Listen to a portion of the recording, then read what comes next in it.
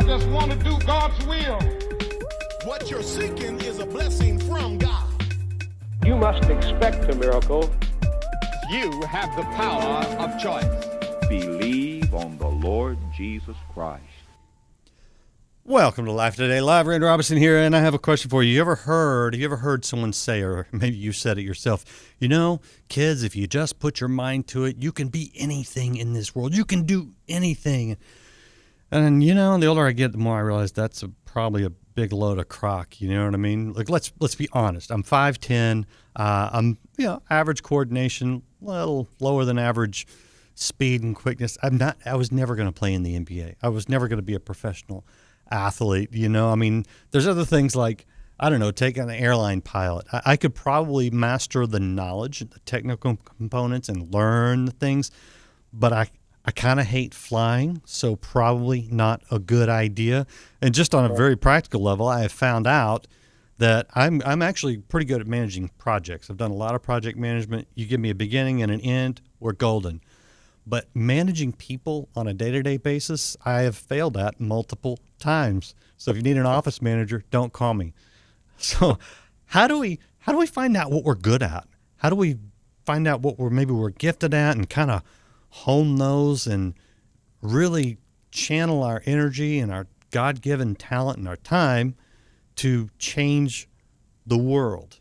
And are we teaching our kids how to do that effectively? That may be even the bigger question for us. Well, we're going to have an interesting conversation today. There's a new book out called Alpha Nurd, and no, that's not a misspelling. We will explain that. And Steve Rampton is the author of that book. He's a former U.S. Navy officer. He is currently working to encourage young people involved with some NFL players, former NFL players. So author and speaker. And he's got some, if you can tell by the book cover, some interesting things going on. Steve, great to have you on Life Today Live. Thank you so much. It's a pleasure to be here. Before we get into the explanation of the book and the origin of that, which is this whole interesting side story, I really kind of want to hear what it is that you're doing right now to change the world by impacting some people's lives. What are you focusing on? The main question we're asking the kids is, who are you? If they can approach that, and admittedly, some of these kids are younger kids, and you're asking them a very tough question, but if they'll concentrate on that, it involves more than what are you good at? What do you like to do? I mean, those are all questions that I ask in my book. But this laissez-faire approach to life basically ain't getting it. Because a lot of kids don't know which direction to go. My favorite interview was a Harvard graduate. So I was interviewing this young man, and I said, that's very impressive. You went to Harvard. What did you major in? Renaissance poetry, he said. Do you want to be a teacher or a writer? No, I like Renaissance poetry. I didn't come down on him too hard, because that to me is like his parents just spent $250,000 on his education. I mean, he's a Harvard graduate, which is great for networking and that kind of stuff.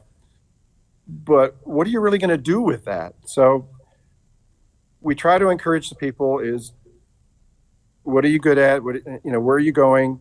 Who are you? And then channel that energy from a dream to a plan. Yeah. Put legs to the plan. And that's my definition of success, is where you're working on your plan. Yeah, interesting. And you know what's funny is Renaissance poetry sounds like an actually much more practical major these days than a lot of what they're pushing in the universities, because some of what they're doing right now is right. It's just kind of crazy in the student debt. So I had 4 kids that are all in their 20s now, and 3 of them graduated from universities, 1 private, 2 state here in Texas. The third one, not in that order, but one of my other, of the 3 who didn't graduate, one of them dropped out of college and went to a trade school where he is finding much more fulfillment, and working in a trade. And this is something that I had to be honest about it. I was biased against more out of ignorance, but also out of just not really thinking about it and just kind of having the typical society attitude of, university grad. And it just, I don't know, it seems like the culture right now is really not helping out a lot of our kids in a lot of ways. And what you're talking about doing, identifying certain things in who you are, and then having a plan, that makes a lot more sense. Yeah, it's predominant in our society that you need to go to college. Mm-hmm. And yes, I have 2 college degrees, but I also wanted to go into a profession that you needed a college degree. Like, you cannot be a naval officer unless you have a bachelor's degree, period. But there's a lot of kids out there that they don't really know what they're doing. They want to be with their friends. I've got another theory or concept called mini-max, which I talk about: minimum effort, maximum result. Some of them are using that theory. Well, if I go to so-and-so, I'll do the minimum effort and I'll still get my degree and mom and dad will be happy, et cetera, et cetera. Well, okay, that's one solution, but that's not really what I'm headed for.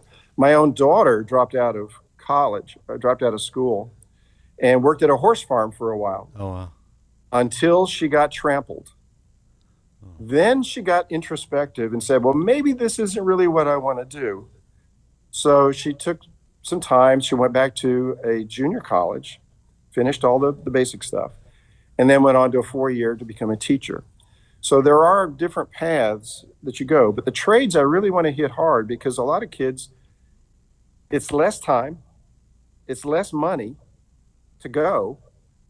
You could make a lot of money. I talked to a kid last week. He's a diesel mechanic. He makes $80,000 a year. Jeez. He's a brand new diesel mechanic. And you've got some job security. Yeah. There's jobs open right now? So I push him, what about the trades? What about the trades? Yeah. Yeah. My one son is electrician, and we may not need, a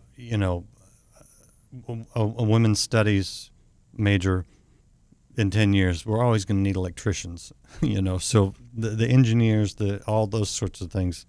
Definitely, man. Let's jump over to the book real quick, because Alpha Nurd, Trendsetter, World Changer. And that's what we're trying to maybe emphasize here is what is it that enables you to become someone who actually impacts the world in a positive way, both immediately around you and then in the community, maybe even, bigger than that. But what is the whole nerd thing about? Well, Nerd came from this book. It's a Dr. Seuss book that's now banned. Yeah. It took a year to find this one, and not pay $3,000, by the way. Yeah.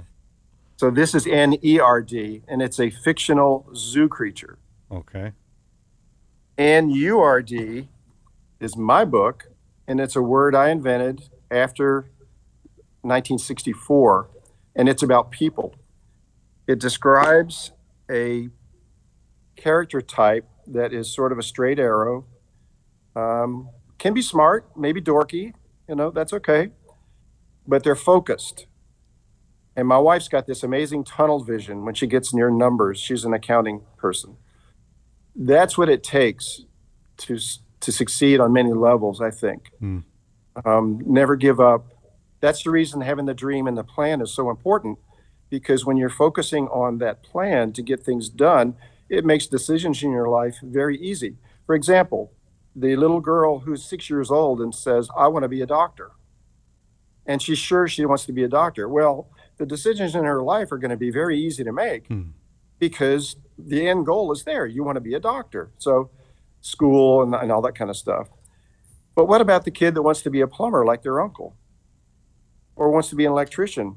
You just mentioned electrician. That also, you can focus on that. And the society now needs it badly. I mean, there's so many jobs that are open. I tell the story of a young man that was brought up from Mexico, couldn't even read.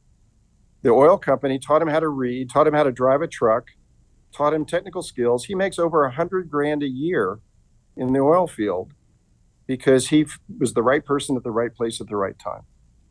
Okay, you got to explain that nerd thing, because And I grew up in the 80s, you know, and that was a common word. I wasn't allowed to see the rated R movie where they took their revenge, of course. But with the you say you made that up. What does that mean? Okay, there was a movie in 1964 called Good Neighbor Sam. It had Jack Lemmon and Edward G. Robinson. Edward G. Robinson was Simon Nerdlinger, the president of Nerdlinger Dairies. Okay. And Jack Lemmons was an ad rep, and he was about ready to lose this account because Nerdlinger saw some bad stuff going on in his life, in Jack Lemmon's life. So it's a funny movie. If you get a chance, it's called Good Neighbor Sam. Well, I took the name Nerdlinger because I thought it was kind of funny to begin with. So if someone I wanted to tease, or maybe they're being super straight or kind of boring, I would say, don't be such a nerdlinger. After a while, I went, all right, let's just shorten it to Nerd. So that's where it was Nerdlinger first and then Nerd. And in the book, I described the iterations in history of all various products and stuff that have come down since then. But it started out with that movie Good Neighbor Sam in 1964. Okay, that's funny. How does that tie into? I mean, why would you pick that for the name of the book? I wanted people to notice. I want people to say, "What is this Nurd?" Even my own sister said, "Stephen, you misspelled nerd." right. So it's a bit of a hook, shall we say? Yeah. But then it's constructive to build the type of person that the original nerds were. But I go through history. I have 40 men and 25 women who have made huge contributions to our society. Do you realize that half the created wealth of the world since the beginning of time was created here in the United States? Ask, Elon Musk is from South Africa, but Bill Gates, he's in my book. Yeah. Ask our friends at Amazon, the billionaires there. I go through all the majors, Henry Ford, Carnegie. My favorite is Tesla, and I'm so glad that there's the Tesla cars now, because he was a very interesting guy. Died alone in a hotel room in New York, by the way. And the women, very interesting on the women too, but they all were very focused, very goal-oriented.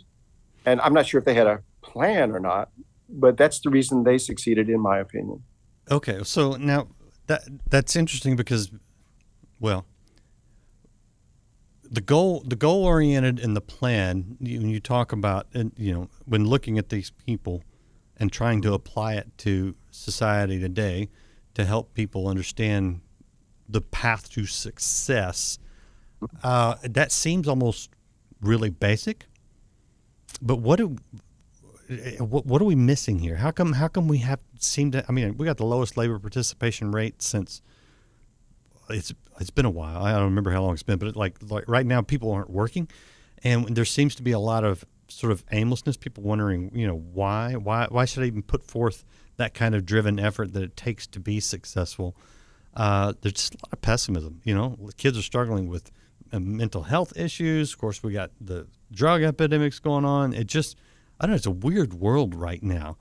What do we need to do to get back on track to have that sense of purpose, the plan, and success? First of all, avoid the mini-max trap. Yeah. Okay, I put society into 3 different groups. I'm going to get your reaction to this. Okay. There's sheep, there's wolves, and there's nerds. Okay. Okay. So the sheep, most of us are social sheep.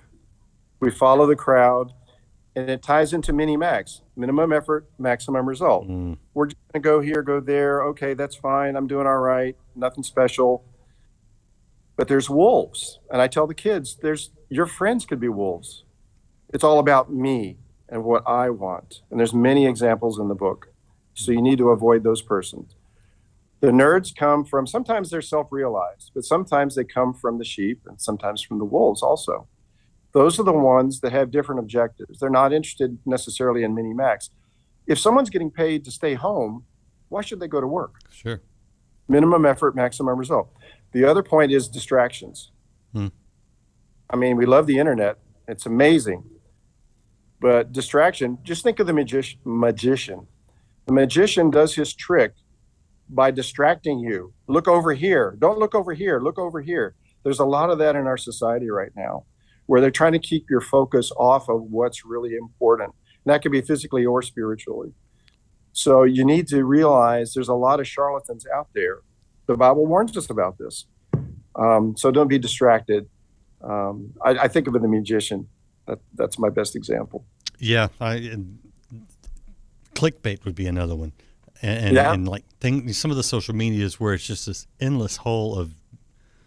It's entertaining a lot of times, but it's drivel. It's not constructive. It doesn't move you further down your plan towards success.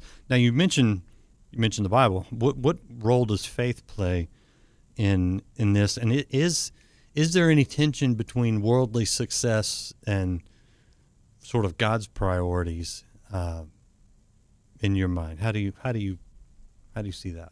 Well, my basic faith walk started in Vietnam. I did 2 tours in Vietnam. Jeez. I didn't like getting shot at, but I'm 6'5", 200 pounds, pretty smart. So I was always the alpha male.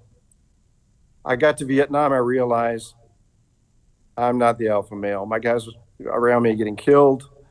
There's something else happening here. I mean, I'd always believed in God, but I realized God's the boss, not me. And ever since then, I look for him. My faith is in him because he'll guide me. Even the book, time after time, a door would open or a door would close. I had the idea of meeting Lee Roussan, and then a publisher, and then editors, and all this kind of stuff. It was all, obviously to me, it was God. So my faith, absolute faith, is in him. He knows best. After all, he sees the past, present, and future in one book, so he knows what's going on. So my faith is that he's going to take care of me. How does that play out when you're coaching young people, especially, to find their talents and passions and make a plan? Yeah, you got to be careful because in the schools, sometimes they don't want you to talk about God. Mm-hmm. But, my book is not a Christian book. My publisher said, he smiled and he goes, Steve, he says, it's got a sniff of Christianity in it, which is what he likes. So when you're talking to people, there is a higher purpose. There is some guidance for you. I mean, you talk about things like that, and you encourage them. You have these gifts. They are from somebody.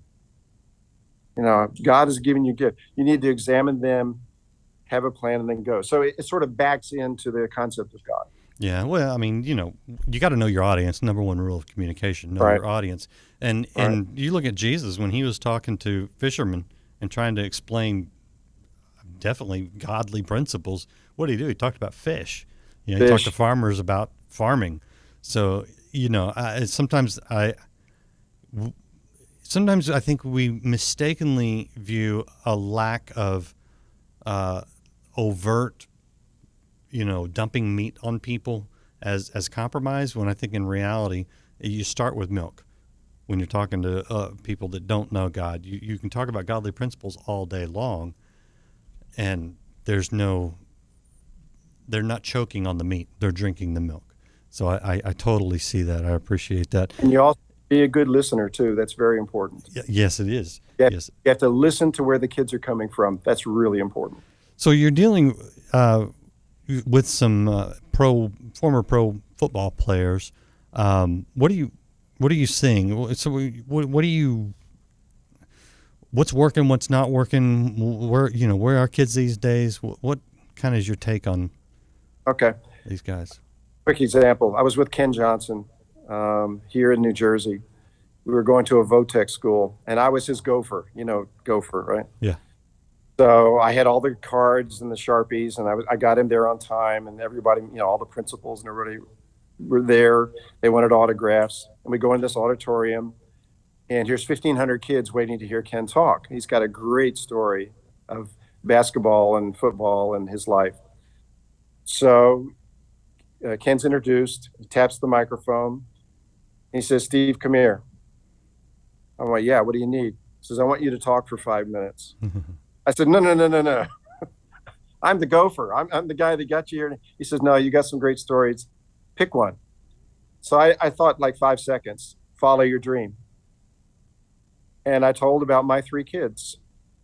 And my favorite moment was when I talked about my daughter Shannon, who dropped out of school. And she said, Dad, I hate school.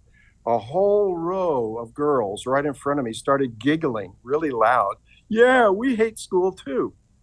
That's the kind of vibe that you look for. That's your entrance into there, because it's relevant. Yeah. Because a lot of, I don't care about that.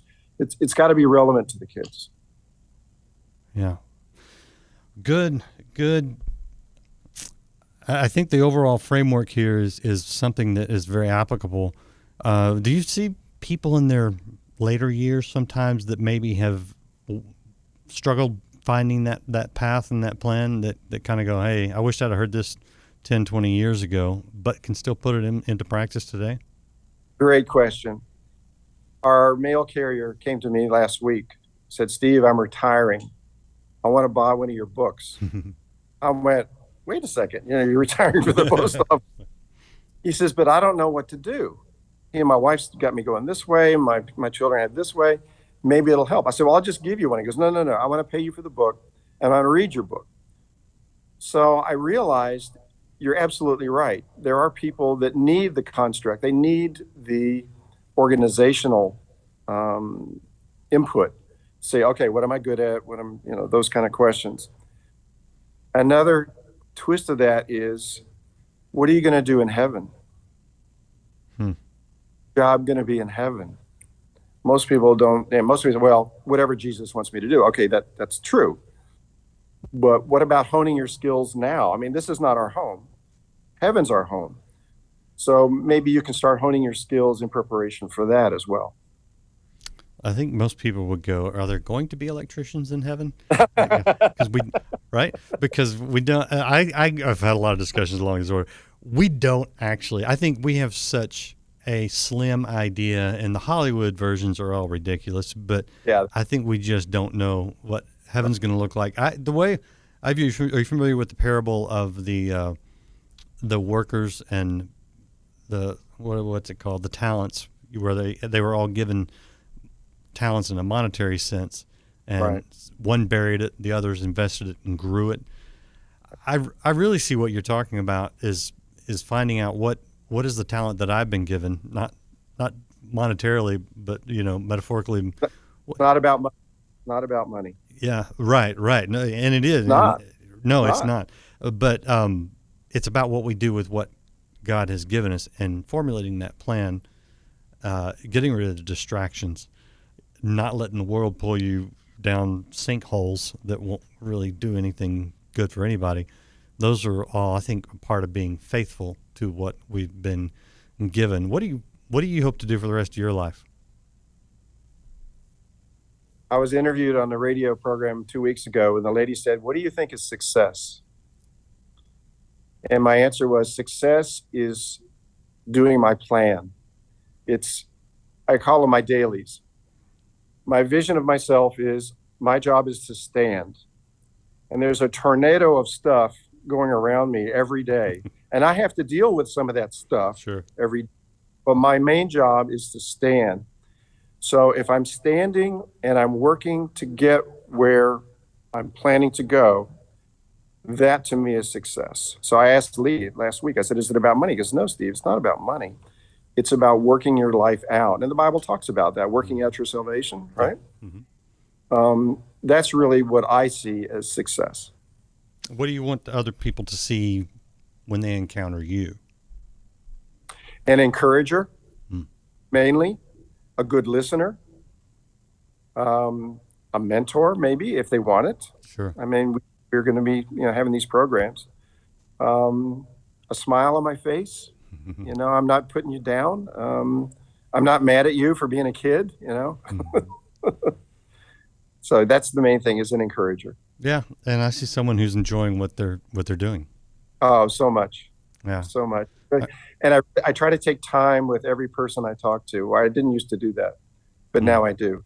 And that's huge. Yeah, that's huge. All right, I want to show people your website. This is alphanerd.com. Right. alphanerd.com, and you can obviously pick up the book there. What else do they get in there? Well, I'll if you order on alphanerd.com, I'll autograph it for you. Okay. You can't get that on Amazon and Barnes and Noble. Nope. But I mean, if you want to try out, if you want the book tomorrow, get it on Amazon, which is fine, and Barnes and Noble too. But I've got some bookmarks and some other stuff I'm going to throw into. All right. Can I get a copy of the Dr. Seuss book that you got there? You got $3,000? Those are hard to find now. It's crazy. Oh, it's unbelievable. But if you really want one, I'll get you one. No, I'm just teasing. But if I see one in a garage sale, I'm snagging it. No doubt about it. Grab it. Fan book. All right, Steve. Fun conversation. Appreciate the insight and encourage you. Just, man, anything you can do, man, to keep these kids going in the right direction. God love you. But appreciate the time. Appreciate what you're doing. Thank you so much. You guys out there, somebody that needs to hear this, that needs a little encouragement on that life plan. Come on, guys. We really do. We need some structure, I think, a lot of times. And society is just falling apart. And so anything we can do to help people win big, let's be a part of that. Pick up Steve's book. Check out his website, alphanerd.com. All we do is win big. And we'll see you again next time here on Life Today Live. You're about to ask big. I'm believing God for favor in my life. Above all that I can ask